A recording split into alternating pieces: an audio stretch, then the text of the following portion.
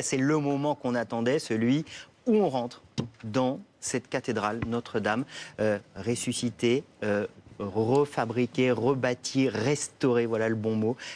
Déjà rien que ces premières images sont effectivement au cœur, le tout nouveau baptistère que l'on voit et cette nef que l'on aperçoit avec ces pierres blondes entièrement. Regardez cette lumière de la cathédrale, effectivement, au coucher du soleil. Vous voyez la cathédrale comme on ne l'a jamais vue, je crois. Je pense, oui. 5 ans après la vision de désolation qu'on avait eue en avril 2010. Réparée, réinventée, rebâtie. Ouais. Oui. Et je me souviens comme c'était hier de la Pietà qui seule émergeait avec le plomb qui tombait encore. Et la croix. C'est vrai que la croix de Monseigneur Lustiger. Ben oui, cette croix de... Des croisés de l'Afrique. Oui, mais le travail. C'est fou. Moi, ce qui m'a frappé quand je suis rentrée, c'est que c'est clair. Oui, t'as l'impression que c'est plus du tout le même. Exactement. Vous voyez sur les côtés, elle est très haute et très incroyable. Elle est beaucoup plus hospitalière avec cette pierre blonde qu'elle ne l'était avec le. Elle a retrouvé sa couleur, une clarté, une luminosité. En tout cas, je trouve que à la fois l'espace ainsi redécouvert, la pierre et le mobilier que vous avez choisi, ce qu'a fait Guillaume Bardet, c'est sublime. Tu vois, le baptistère avec l'autel. Vous voyez enfin le baptistère avec l'onde de laquelle il sort la croix. La croix plantée sur l'eau. La croix, c'est la traversée de la mer, la traversée du Jourdain. Enfin, c'est un signe magnifique que Guillaume Bardet a extrêmement bien interprété, oui, aussi. Vous imaginez la fierté et la joie des 2000 compagnons artisans d'art qui nous donnent à voir ce qu'on a sous les yeux. Et cette illustration, cette démonstration des talents et des savoir-faire qu'on a en France aujourd'hui. Les talents et le savoir-faire des métiers du patrimoine, des métiers d'art, mais aussi des métiers de l'organisation, de la coordination, de la logistique.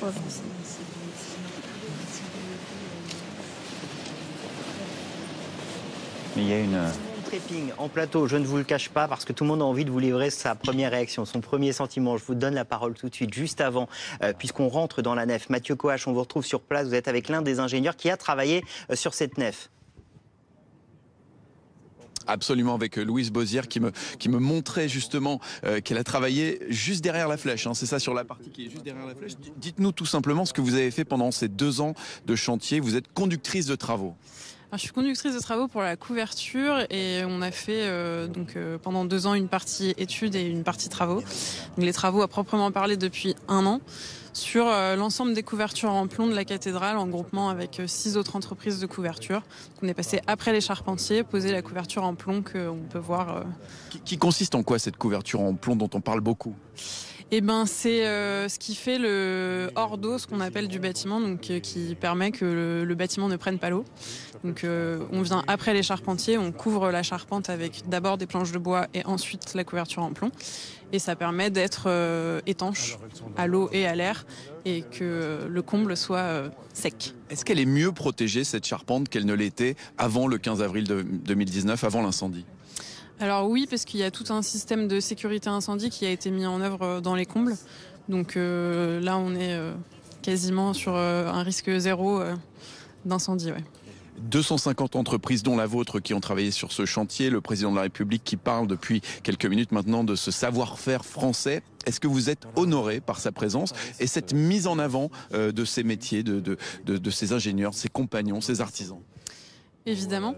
Et je pense que c'est une bonne chose. Il faut que ça soit un petit peu plus médiatisé. C'est des métiers qui sont honorables et qui devraient être peut-être plus mis en avant. Donc c'est une belle occasion d'être mis en avant. Nous, on est très honorés de travailler ici et que le président soit là pour remercier l'ensemble du chantier d'avoir tenu ce délai de 5 ans qu'il avait fixé. Donc oui, c'est une belle journée. Et vous allez le rencontrer dans quelques instants puisque vous allez vous rendre à l'intérieur de Notre-Dame pour entendre notamment ce discours de remerciement tout à l'heure à ceux de Notre-Dame dont vous faites partie. Merci beaucoup Louise Bozière. Merci Mathieu Coache. On retourne dans un instant à écouter ce qui est en train de se dire dans cette nef. Mais mon père, vous aviez envie de réagir. D'abord, cette première image absolument sublime, cette perspective qu'on a découverte, cette lumière. Oui, tout à fait. On voit là sur les images que le président de la République a commencé à déambuler en fait dans sa visite avec différentes étapes au cours desquelles il se fait expliquer l'évolution des travaux. Ça a commencé sur le parvis de la cathédrale, où ils se sont tous ensemble, ils ont levé la tête devant cette magnifique façade avec tout son statuaire admirable. Et je pense que ce qu'il faut dire ici aux téléspectateurs, c'est que la cathédrale et tout son statuaire racontent une histoire. Si quand ils sont entrés dans la cathédrale, ils sont tombés sur le nouveau baptistère, qui est vraiment une grande nouveauté, parce que il n'y avait pas de baptistère à cet endroit-là. Le baptistère, c'est ce qui prélude à la vie nouvelle d'un homme qui rentre dans une vie nouvelle qui lui vient du Christ. Je voudrais juste ajouter, parce que le nom de Notre-Dame va être prononcé des centaines de milliers de fois aujourd'hui, et que si elle désigne effectivement la cathédrale Notre-Dame de Paris, elle désigne surtout une dame, une personne, bien sûr, c'est la Vierge et c'est la mère du Christ. Et puis, si elle est importante, c'est parce qu'elle met au monde le Christ qui, pour les chrétiens, est celui qui restaure précisément ce qui doit être restauré dans le cœur des hommes. Et c'est ça le chef-d'œuvre ultime, si vous voulez. Alors c'est totalement cohérent que nous ayons, allons-y, soyons la plus belle cathédrale du monde aujourd'hui, il faut le dire. C'est le jour où jamais le dire. C'est le jour où il faut le dire. On a la plus belle cathédrale du monde et elle nous dit le plus beau message que le monde a besoin d'entendre aujourd'hui. Et on retourne un peu sur place et on continue notre tour de plateau. Et si jamais ces deux piliers-là s'étaient affaissés, tout le mur serait tombé, toute la voûte, mais aussi les tribunes, et ce serait un château de cartes. Le seul risque qu'on a pris dans les premières heures, vers les 5 ans. Oui. Et les tests ont été faits dès les premiers jours. Très rapidement.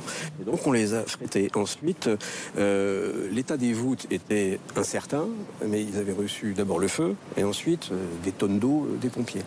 Donc il fallait protéger la cathédrale, et là on a fait mettre dans la semaine, c'est-à-dire que l'incendie a eu lieu le lundi, et le vendredi on a réussi à faire mettre une couverture provisoire avec des poutrelles transversales et longitudinales. On a tendu des bâches, et le vendredi il a plu, donc comme quoi c'était là aussi un petit signe comme quoi les choses pouvaient se dérouler finalement comme on l'avait prévu. C'était déjà un encouragement, si on peut dire, à une semaine, vous voyez. Et puis ensuite, on a continué à les grandes étapes. On avait cette grande carcasse qu'on voit pas bien sur la photo de l'échafaudage incendié qui lui avait souffert par le basculement de la flèche, mais aussi par le feu. Et ça a été une épée de Damoclès sur ce chantier pendant à peu près 1 an et demi. Les protocoles d'accès, de démontage, d'évacuation ont été très longs. On a travaillé de nuit avec des nacelles pour vraiment aller au plus vite. Il fallait faire attention aussi aux conditions climatiques qui nous ont parfois retardés. Je ne parle pas de la pandémie aussi du Covid et le confinement qui est venu à ce moment-là. Donc on a été un petit peu perturbé, mais on n'a jamais perdu l'espoir. On a toujours réussi à rattraper les choses. Puis ensuite, on a mis les arcs-boutants sur cintre pour éviter que si les voûtes tombaient, qu'elles continuent à pousser et donc que les murs tombent. Et puis enfin, ça c'est vraiment les grosses étapes. On a fini par monter les échafaudages à l'intérieur de la nef. C'est devenu une cathédrale de fer et on a pu mettre les voûtes sur cintre. Et à ce moment-là, la cathédrale était totalement sécurisée. Et c'est ainsi qu'on a pu ensuite poursuivre le chantier avec la reconstruction des voûtes que vous voyez là. Celles-ci, on les fait à partir de... Pardon ? Dans le déroulé, ces voûtes. C'est quelque chose qu'on a dû faire dans le courant 2023-24. On a terminé. Non, c'est fin 22. C'est fin 22. C'est avril 23 entre les deux clés de voûte qui sont là. Et puis la grande voûte de la croisée, c'est en 2 temps. Début 23 et printemps 24. Oui, printemps 24 en avril. En avril-mai 24. Il y avait la pierre. Oui, on était monté voir la pierre. Avec il y a une continuité. Voilà. Il y a une indiscernabilité. Les stigmates de l'incendie, c'était le parti. Vous avez laissé quelques plus de stigmates. Il y a juste une petite cicatrice qui est à l'intérieur dans la main du Christ. Voilà. Nous allons rencontrer justement l'entreprise des maçons tailleurs de pierre qui ont refait les voûtes. L'un des grands défis de ce chantier. Henri de Rivier. Bonjour Monsieur le Président. Bonjour. Voilà, on continue à progresser dans cette cathédrale qu'on découvre absolument somptueuse, majestueuse. Philippe Bellaval, décrivez-nous peut-être ce qu'on est en train de voir avec ces pierres très claires, ces pierres de calcaire, si je ne dis pas de bêtises, qui ont permis de reconstruire ces voûtes. Du calcaire du bassin parisien, comme les pierres d'origine. Évidemment, les carrières du Moyen-Âge sont fermées, sont épuisées, mais les architectes ont recherché les carrières les plus proches possibles. Et vous avez vu des gros plans sur la clé de voûte qui soutient l'ensemble de l'édifice. Et on ne distingue pas aujourd'hui entre les pierres d'origine et les pierres d'aujourd'hui, les pierres de remplacement. Ce qui donne cette impression, Jeanne, aussi de clarté absolue. On a l'impression d'avoir une lumière qu'on ne connaissait pas dans Notre-Dame. Il y avait ça, il y a effectivement la blondeur des pierres qui donne en fait l'impression que les dimensions ont considérablement augmenté, tant en hauteur qu'en largeur. On a les couleurs aussi beaucoup plus éclatantes, parce qu'il y avait tout ce noircissement dû à l'incendie, mais pas que. Il y a eu des siècles et des siècles effectivement d'activités humaines, de bougies également, qui sont particulièrement, on le sait, pour les pierres, pour les vitraux et pour les peintures, ça encrasse évidemment. Et donc c'est vrai que de fermer la cathédrale pendant 5 ans, de tout restaurer en même temps et de rendre cette luminosité, cette couleur, cette lumière, et puis là en plus on a l'impression d'immensité, parce qu'il faut s'imaginer après les 1500 chaises qui vont arriver, plus les bancs, plus les prie-dieu. Et c'est vrai que tout ça va venir accompagner ce nouveau mobilier liturgique que l'on voit là. On aperçoit au fond de l'image ce nouvel autel en bronze réalisé par Guillaume Bardet, qui rappelle le baptistère qu'il a lui-même réalisé, qu'on a pu voir un peu avant à l'entrée de cette cathédrale. Et c'est vrai que d'avoir tous ces corps de métier qui ont œuvré en même temps, ensemble, au sein de la cathédrale et dans les différents ateliers pour rendre à la cathédrale, ça n'aurait finalement jamais été possible sans l'incendie. Et aujourd'hui, on découvre la cathédrale. Personne de vivant n'avait vu la cathédrale dans un tel état avant cette restauration. On est en train de voir les outils. Ça fait partie de ces fameux outils qu'on a recréés spécifiquement pour reproduire à l'identique la cathédrale. Bien sûr, là c'est pour la taille de pierre. Ce sont ce qu'on appelle des ciseaux dans le langage du métier. Et ça a effectivement donné aussi, ça a contribué à cette impression d'homogénéité et d'absence de distinction entre les pierres d'origine et les pierres de remplacement. Ce qui est très étonnant, Bernadette Sauvaget, c'est qu'on a l'impression quasiment qu'on est dans une nouvelle cathédrale, que c'est un bâtiment totalement neuf, mais il y a toute l'histoire qu'elle a aussi. C'est-à-dire que c'était ce pari de faire une cathédrale totalement restaurée, et en même temps de garder toute l'histoire de ce lieu. Effectivement, on ne reconnaît pas ce qui était entré dans Notre-Dame un petit peu avant l'incendie, on ne la reconnaît pas parce qu'elle était grise, elle était compartimentée, donc il n'y avait pas cette impression de volume. Et puis c'est cette blondeur de la pierre qui est, là pour le coup, la blondeur de la pierre, elle est, c'est sans doute c'est ce qui marque le plus. C'est ce qui marque le plus, c'est cette lumière très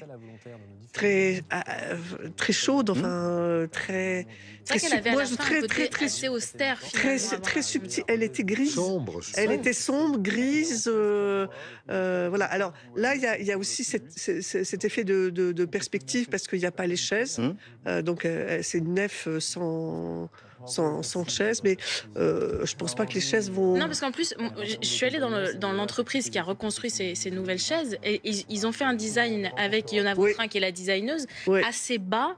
Le dossier est assez courbé pour justement garder, c'était dans le cahier des charges, garder cette impression, garder cette ligne de fuite justement pour que ça vienne épouser notamment toute la reconstruction de cette cathédrale, et puis pour que tout le reste du mobilier liturgique soit mis en valeur. Et je pense que c'est ça qui va être aussi très beau. Moi, je trouve que ces chaises sont une des grandes réussites. Elles sont sublimes. Elles sont sublimes. Elle parle de Yona Vautrin, elle dit des chaises silencieuses. Exactement. Et je trouve que c'est très juste en fait parce que. C'est pas mal dans une église parce que ça fait du bruit. Et confortable, c'est important de le signaler. Elle n'envahit, elle perturbe pas l'œil. Elle a fait un dossier avec des barreaux pour rappeler les colonnettes. Enfin, moi, je trouve que c'est une des très très belles réussites de l'image vous inspire, Philippe Bellaval. Oui, on vient de voir derrière les personnalités qui visitent la cathédrale la chaire qui a été également complètement restaurée, qui est du 19e siècle siècle et qui est un chef-d'œuvre de sculpture religieuse de cette période-là. Le bois aussi, évidemment, le travail du bois a beaucoup compté dans cette opération. Et on va retourner sur place, suivre cette visite. Elle est revenue. Elle est revenue le 15 novembre dernier. Dans un très beau, avec un très beau pèlerinage de plusieurs milliers de personnes, probablement 6 000 au moins. Voilà.